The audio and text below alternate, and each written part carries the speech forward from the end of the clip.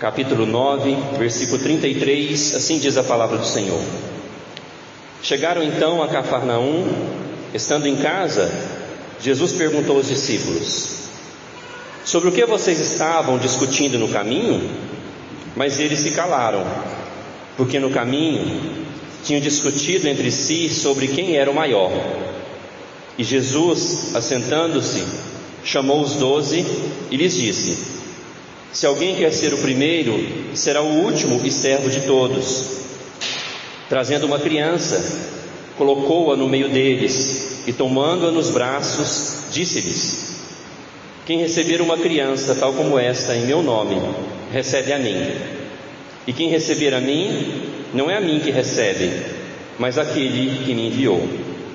João disse a Jesus: mestre, vimos um homem que expulsava demônios em seu nome, mas nós o proibimos de fazer isso, porque não nos seguia. Mas Jesus respondeu: não o proíbam, porque não há ninguém que faça milagre em meu nome e logo a seguir possa falar mal de mim. Pois quem não é contra nós é a favor de nós. Pois aquele que lhes der de beber um copo de água em meu nome, porque vocês são de Cristo, em verdade lhes digo que de modo nenhum perderá a sua recompensa. Vamos orar mais uma vez. Peça para Deus falar com você. Senhor, obrigado pela tua palavra. Que hoje o Senhor possa nos dar um coração de servo, para que nós possamos ser semelhantes ao Senhor. Fala conosco, Espírito Santo, em nome de Jesus, amém. Meus irmãos, qual é o melhor time do Brasil? Eu vou responder no final qual é o melhor time.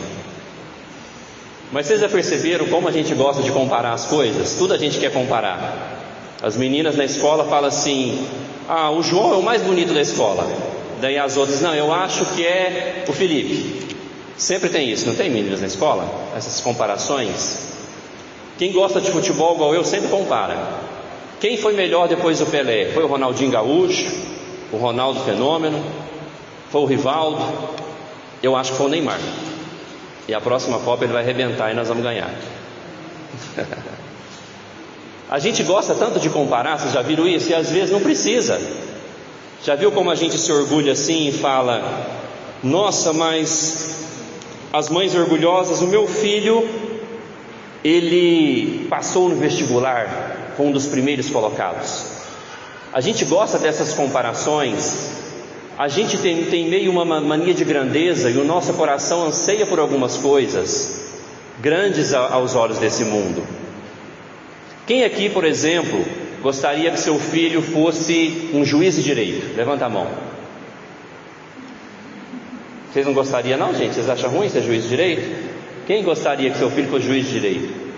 Só a Regina. Quem gostaria que seu filho fosse um médico? Bom, já melhorou um pouquinho. Quem gostaria que seu filho fosse um missionário na Índia? Que interessante. Vocês me surpreenderam, porque essas perguntas geralmente são o contrário. Porque a gente anseia para nós, para os nossos filhos, coisas grandiosas aos olhos deste mundo. A gente tem essa mania de comparar as coisas. A gente compara coisas boas, porque na verdade a gente quer que a gente seja um pouquinho melhor do que o outro, que os nossos filhos sejam melhores. A gente compara tanto que a gente compara até sofrimento.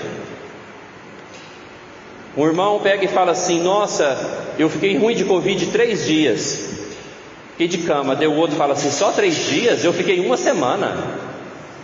Daí o outro: você ficou só 1 semana? Eu fiquei entubado. Parece que a gente gosta de comparar tanto, essa mania de grandeza, que até sofrimento a gente quer ser melhor do que os outros. Já pensou nisso? A gente vê aqui hoje que a queda, ela trouxe algumas consequências do que é ser grande. Os discípulos aqui estão mostrando para nós hoje o coração deles e o nosso coração. O nosso coração tem mania de grandeza. E Jesus hoje vai nos ensinar como que é ser grande no reino de Deus. Ser grande no reino de Deus é alcançado através do serviço e acolhimento. Repito, ser grande no reino de Deus é alcançado através do serviço e acolhimento. Jesus agora diz que ele está numa casa. O versículo 33 fala que eles chegaram a Cafarnaum e eles estavam em casa agora. Jesus tinha acabado de cuidar de um pai de família. Quem estava aqui a semana passada lembra? Um pai de família que levou seu filhinho até Jesus e ele tinha pouca fé, mas foi suficiente. Jesus expulsou os demônios que tinham naquele menino. Interessante que os discípulos de Jesus não puderam expulsar o demônio, lembram? Daí Jesus vem e fala que geração incrédula é essa, e Jesus cuida daquele homem, cuida do filho daquele homem. E agora Jesus foi para Cafarnaum. E agora é interessante que Jesus, ele quer saber o que os discípulos estavam falando. Diz que no caminho eles estavam conversando, discutindo no caminho. E Jesus agora, ele expõe o coração dos seus discípulos. Porque no versículo 34, quando Jesus pergunta para eles o que eles estavam falando, diz que eles se calaram. Eles não tiveram coragem de falar o que eles estavam falando no caminho. Na outra versão diz que eles guardaram silêncio, porque eles sabiam que o que eles estavam cogitando no caminho não era agradável a Deus. Então eles tinham vergonha de falar aquilo, eles tinham vergonha daquilo que estava nos seus corações. Então achei interessante quando eu vi isso, que os discípulos não tiveram coragem de falar. Eu fiquei pensando que será que a gente teria coragem de chamar Jesus para participar de toda a conversa que a gente está tendo? Você está entendendo? Será que a gente convidaria e deixaria Jesus no meio de nós, em toda a conversa que a gente está tendo? Então eles não tiveram coragem de responder para Jesus, porque o que eles estavam falando era algo feio do seu coração. O que eles estavam discutindo, meus irmãos? Versículo 34. Mas eles se calaram porque no caminho tinham discutido entre si sobre quem era o maior. Eu fiquei imaginando essa conversa. E daí eu fiquei imaginando Pedro falando assim: eu sou o maior, sempre eu que tenho coragem de falar, eu sou o mais impulsivo, eu estou sempre na frente. Daí eu fiquei imaginando os irmãos João e Tiago, que subiram no monte da transfiguração, falando assim: olha, o maior somos nós, porque nós subimos no monte com Jesus. Eu fiquei imaginando Judas entrando na conversa, e Judas falando assim: não, eu sou o maior, porque quem que é o tesoureiro da equipe? Para quem que Jesus confiou as finanças? Daí eu imagino Mateus, outro discípulo, entrando na conversa e falando assim: não, eu sou o maior porque vocês eram simples pescadores, eu era coletor de impostos, rico, eu larguei tudo para seguir Jesus. Você pode imaginar a conversa dos discípulos? Quem é o melhor de nós aqui? Porque o coração deles, a mania de grandeza deles, era a mania de grandeza de acordo com esse mundo caído. Você acha que o nosso coração é diferente? A Bíblia fala que não. Em Jeremias 17:9 fala o seguinte: enganoso é o coração mais do que todas as coisas e desesperadamente corrupto.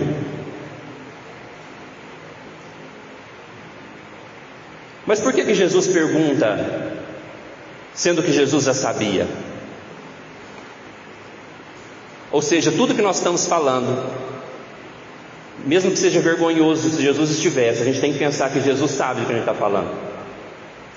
Porque Lucas também narrou essa história, e diz que Lucas narrou a história assim: mas Jesus, sabendo o que se passava no coração deles, fez a pergunta. Jesus já sabia o que eles estavam falando. Jesus perguntou porque queria ouvir da boca deles. Jesus sabe o que se passa no seu coração. Jesus sabe o que cogita o meu coração. Isso é um problema para nós, porque o coração dos discípulos é o coração nosso. Nós temos mania de grandeza.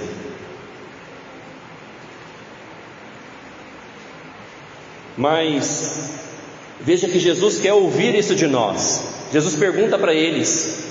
Jesus quer expor o nosso coração, Ele quer desnudar o nosso coração. para que a gente possa ser exposto por Jesus e Ele possa tratar o nosso coração. E veja, irmãos, que eles tinham uma motivação errada para seguir Jesus.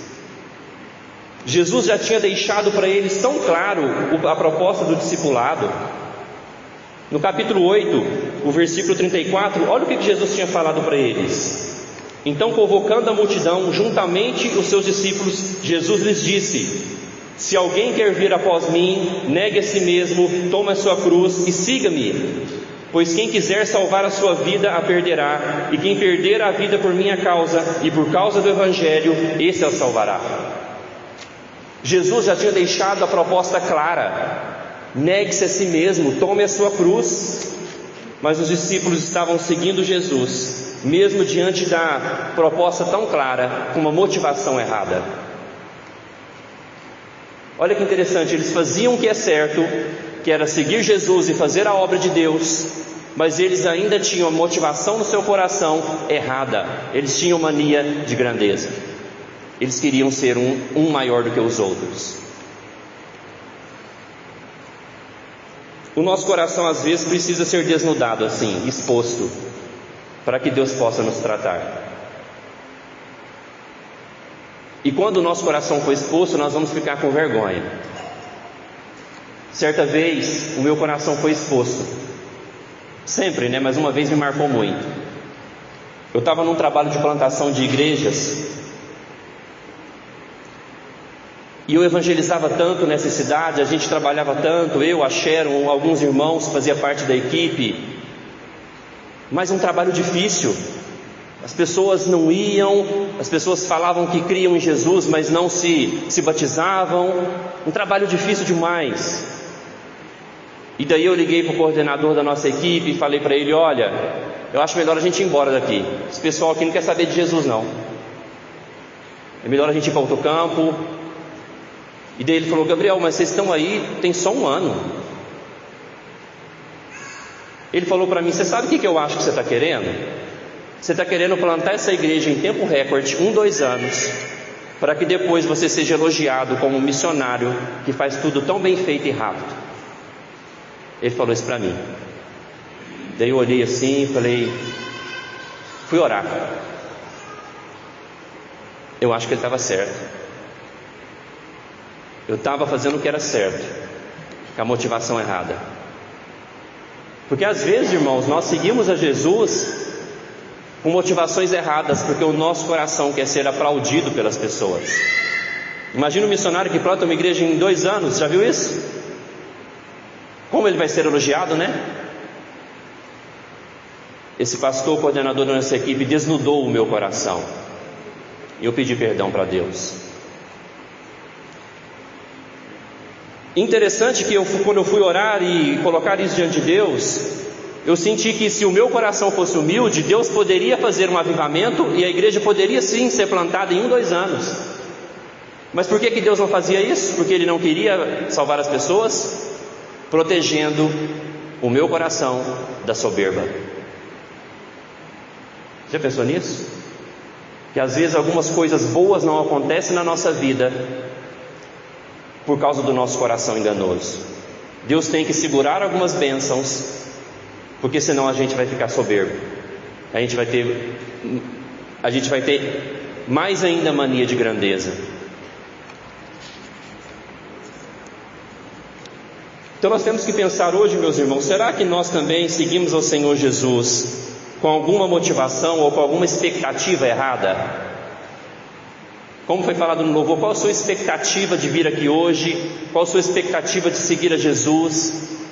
Será que você está cogitando coisas dessa terra? Por que você segue a Jesus? Porque eles queriam ser grandes, na contramão do que o Senhor Jesus ensina e fez. Nós lemos um texto hoje que fala que o maior de todos se fez pequeno, se tornando um homem. Você pode imaginar Deus, como aqui 2 bebês, Jesus se ficou no braço da sua mãe Maria, totalmente desprotegido. O maior de todos se tornou um bebê, se tornou pequeno. Aquele que é o mais poderoso de todos, o mais forte, se fez fraco, se entregando até a morte de cruz. Eles estavam na contramão do reino de Deus.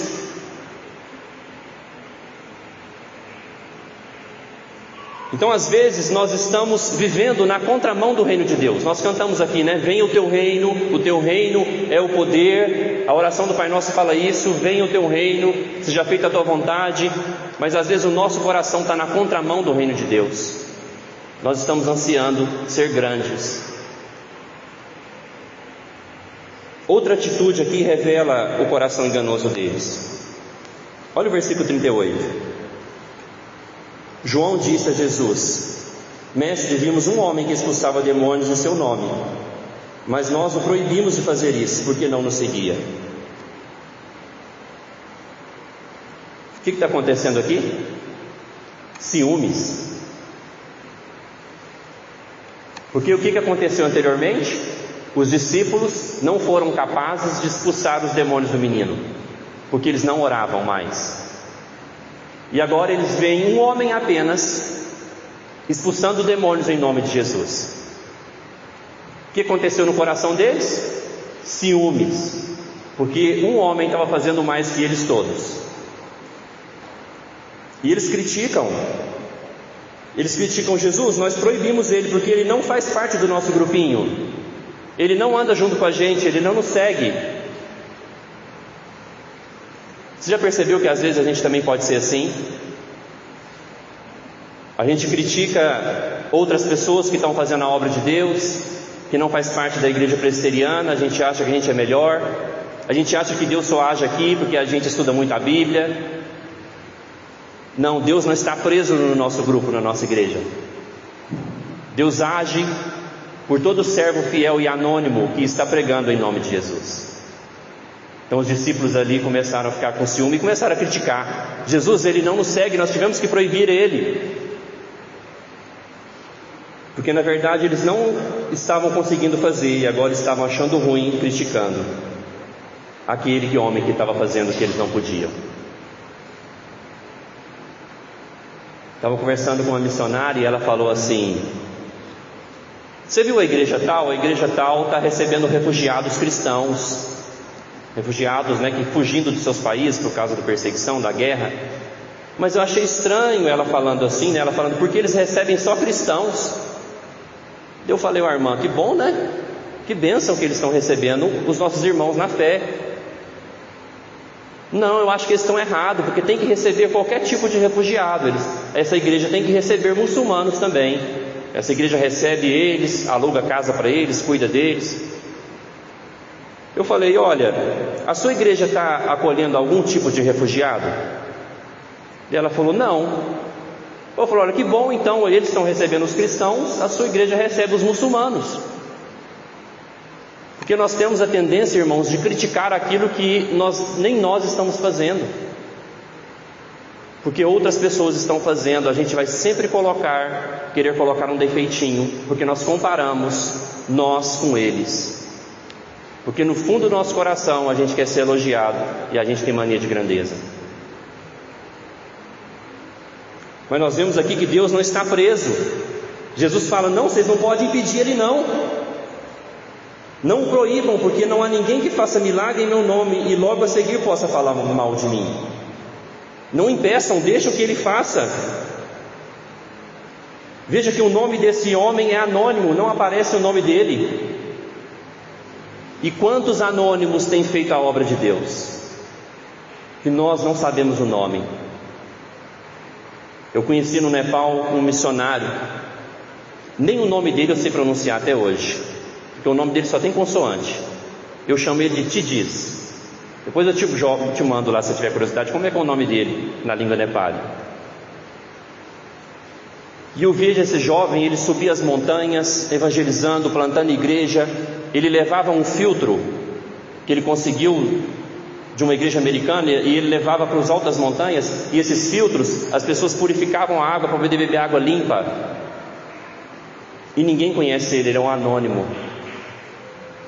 E um dia ele me chamou para dar um treinamento para a equipe dele.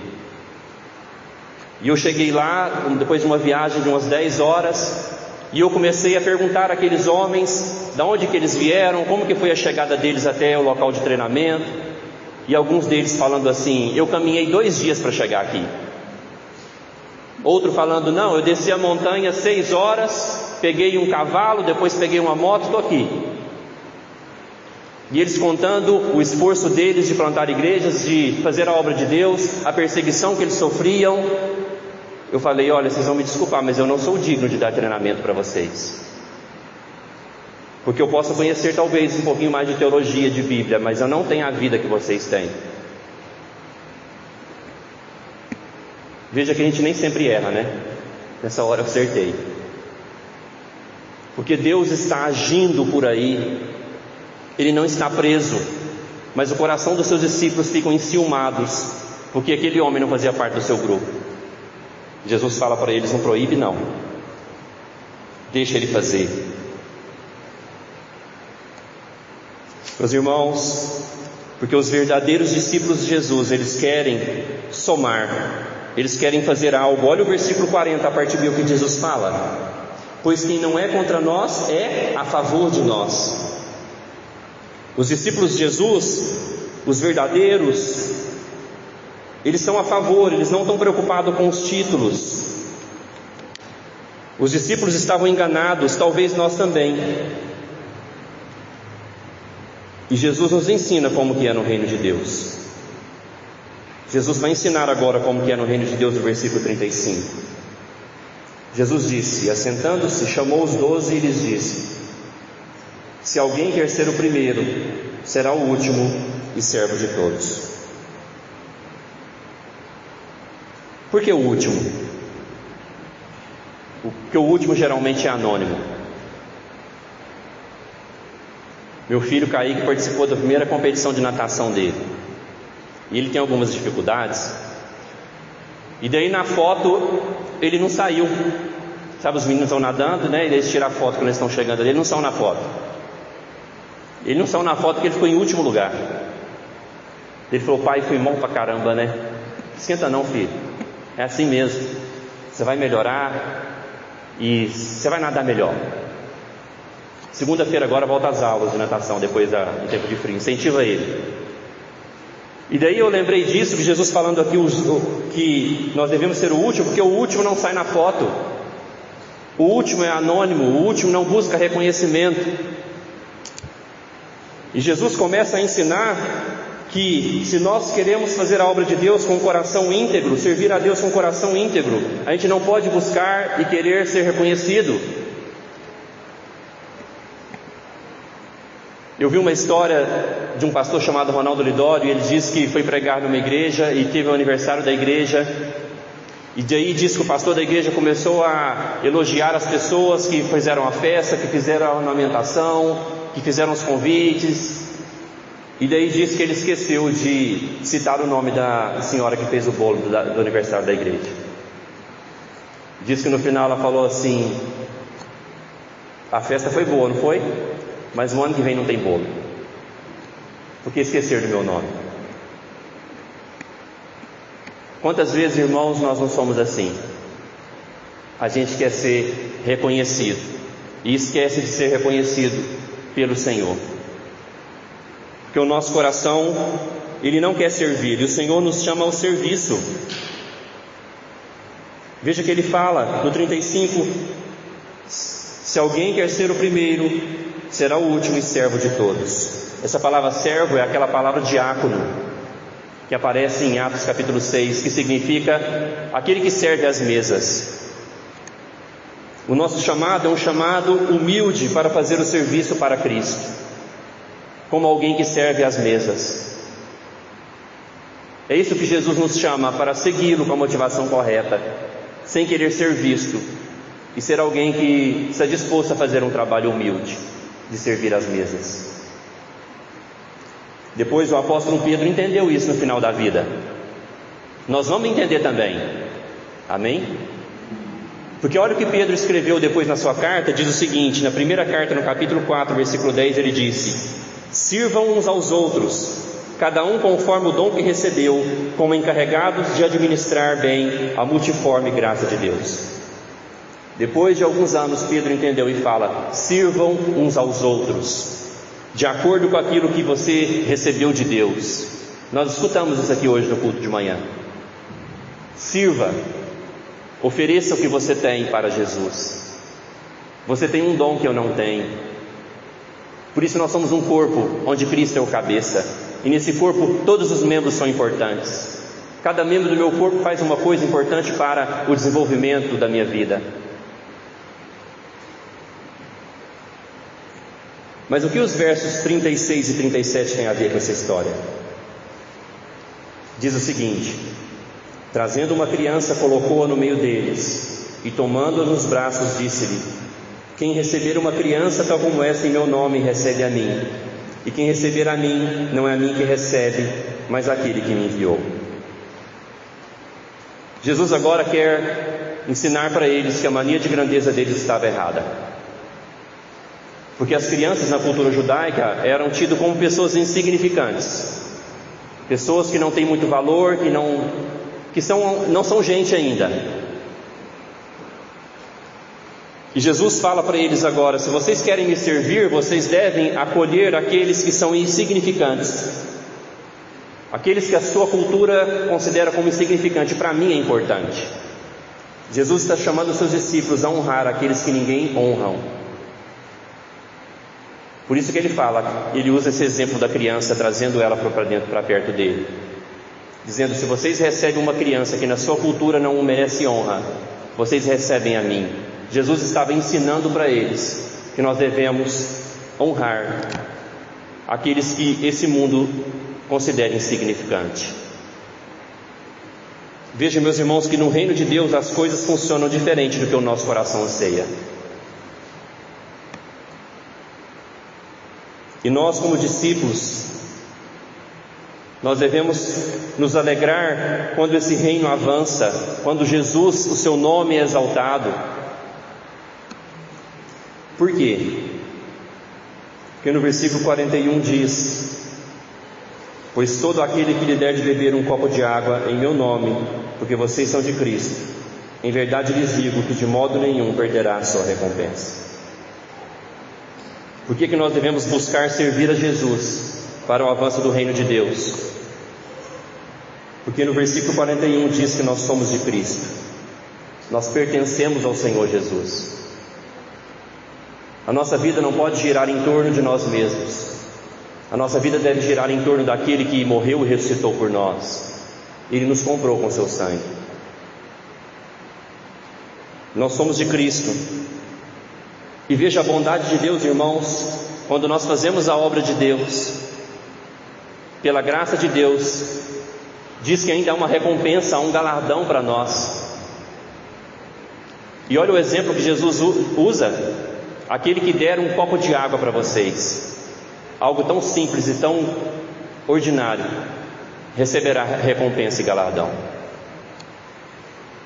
Quem trouxe essa água hoje aqui para mim? Não está aqui? Você receberá um galardão. Algo tão simples, mas que quando é feito por amor a Jesus e ao seu povo, Jesus promete ainda recompensar essas pessoas que não buscam ser reconhecidos. Por isso não há desculpas para não fazer nada, porque Jesus usa o exemplo tão básico de um copo d'água, mostrando que todo mundo pode fazer alguma coisa por Jesus, porque todo mundo tem um copo de água para oferecer para alguém. Por isso Jesus usa um exemplo tão simples.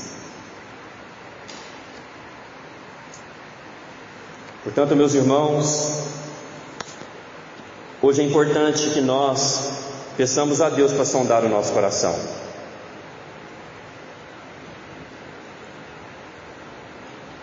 Porque talvez no seu coração, ao ser exposto, vai ser mostrado algo que precisa ser mostrado. Porque você ainda talvez não segue a Jesus, porque você ainda não assume um compromisso com Jesus. O que está no seu coração que te impede? Porque você ainda não usa o que você tem para a obra de Jesus? O que está no seu coração que te impede? O que te impede a romper no serviço a Deus, a entregar a sua vida para o Senhor? O que está no teu coração? Peça para o Senhor sondar o seu coração hoje. Ele sabe, mas Ele quer que você depois fale para Ele o que você está cogitando, para que Ele te ensine com todo o amor que Ele tem. E cuidado, meus irmãos, com a vontade de ser grande, de querer se comparar com os outros. Cuidado com as suas ambições terrenas, que não são as ambições do reino de Deus. Que você chore e ore, não porque você não é tão grande, você não é famoso, você não é rico. Não chore por isso. Isso é pequeno demais perto do que Jesus propõe. Mas chore e ore, porque você, ainda como eu, somos discípulos vacilantes, e nós temos motivações erradas, infelizmente. Toda vez que eu vou fazer algo para o Senhor, eu faço: Senhor, abençoa e perdoa, e veja se há alguma motivação errada no meu coração e corrige. Por isso, meus irmãos, não chore por aquilo que você não tem físico, chore por aquilo que você não é ainda. E Jesus quer que você seja um servo dele, um anônimo, que não busca reconhecimento. Que o nosso desejo seja servir e acolher pessoas insignificantes como uma criança naquela cultura. Que nós possamos ser esses que acolhem, que a nossa vida não seja centrada em nós mesmos, porque vidas centradas em si mesmo, eu chego à minha conclusão que acabam em depressão. Não digo tudo, mas boa parte da nossa ansiedade é porque nós ainda não somos reconhecidos como nós queríamos. Vocês estão entendendo? Boa parte da nossa ansiedade é porque ainda nós não somos reconhecidos como nós queríamos.